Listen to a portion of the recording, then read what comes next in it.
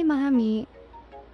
Ito yung mga kadalasan na nire-repurchase ko lagi na detox drinks ko. Glutalipo, red iced tea, tsaka Glutalipo, dark chocolate. Kasi masarap yung lasa. Ito namang Rick's Fiber Blend, hindi ko alam pero hindi ko masyado gusto yung lasa pero yung effect gustong gusto ko naman. Sana magkaroon ng ibang flavor. Pero itong Glutalipo, masarap.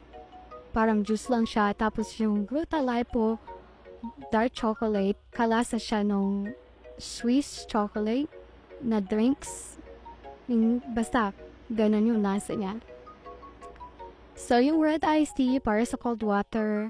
Tapos yung dark chocolate na Glutalipo, ginagawa ko sa hot water naman.